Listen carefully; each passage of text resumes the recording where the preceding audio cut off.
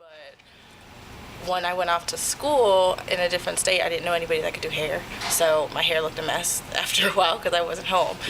So I just stopped getting relaxers just to make it easier on myself. Right before I came back to Pittsburgh, I met one of my aunts that I hadn't met before who did hair.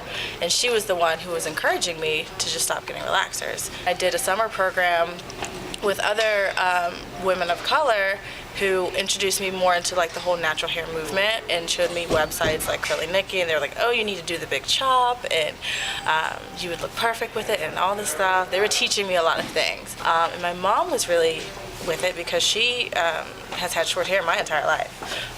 And she's like never had relaxers that I've seen. And my dad absolutely hated it. To this day, I think he doesn't really like my hair. He's made comments because he's from Sierra Leone, which is interesting because he's African, born and raised, but even still he prefers like the long straight, I guess, hair. And he's even said, you know what, women back in my day, like when I was back home in Sierra Leone, would wear their hair in an afro like I was whenever they were in a state of mourning when someone passed. And I looked at him like, what are you trying to say? And he said, you know, well, I'm not dead yet, so you shouldn't be wearing your hair like that, essentially. So he's not the biggest fan. But then sometimes when I do different styles, he likes it. It just depends on when it's done. Some people feel that it needs to be done in a certain way in order for it to look good. People, even now, even with dreadlocks, people want to like touch my hair. I'll always like, no, like ask permit. I repeatedly would tell people like, you don't touch my hair without permission. And even when they ask and they say no, when I say no, they act like I'm like it's my body. You don't just go up and touch somebody's face. Like I saw an article and I was hoping it was fake, I'm not sure. There was a university who would not let their students wear dreadlocks at all because they thought it would prevent them from getting employment later. And I was absolutely livid. I think it's ridiculous.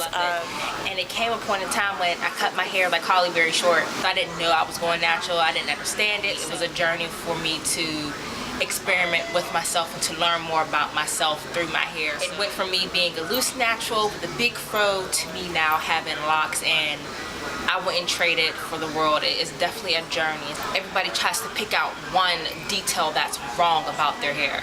Oh, well, you're colored, you're not natural. Well, why wouldn't I be natural? It's growing out of my scalp.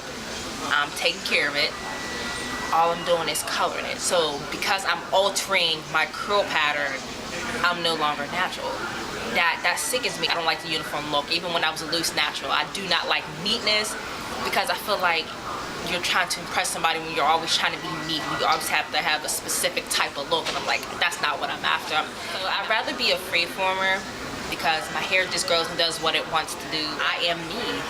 I can't let this world define me. What I've learned to do is to really just say, forget what the people have to say because they're not you. I'm very excited about this whole natural hair, like, wave that people want to call it, but I think anyone that chooses to go natural and really, you know, embrace it is going to be good for us in the long run, because there's a lot of little girls around here who, you know, don't embrace their curls or don't like them or don't want to deal with them, don't know how, whether that's because you never had to or because you've been relaxed since you were so young, because I got my first relaxer at 7, or maybe you're biracial and you don't know how to deal with those new textures, and neither does your parents.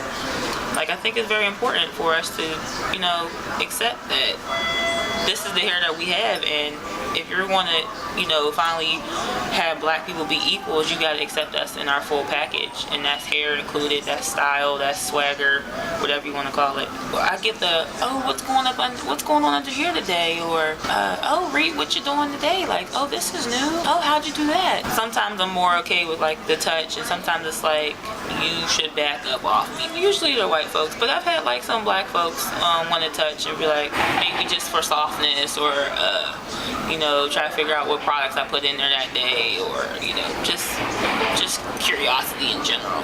It's curiosity because it's so new and it's so unseen. Not that we're like a petting zoo, but anytime you see something new, you're just intrigued and you just want to touch, you want to get up close and personal, like, oh, what's this? And it's like so wonderful and exciting. It's no secret black people spend the most on products and like hair and, you know, just general upkeep. So I think we have to be very careful of who we're spending our money with, so we're not being manipulated or taken advantage of, because, oh, they're like, oh, black people want like natural hair products, let me go make all this money and spend up all these and make all these products, and have them spend all this money on products that may not be good or may not actually be, you know, doing anything for your hair in the first place. One of my good friends, I think she had cut her hair pretty low, and then like somebody told her like she looked like a man, or she was like unattractive or something to that extent. Obviously I told her not to pay it any mind, but I think it did bother her a little bit. If you're confident in your decision, then it's not going to bother you at all.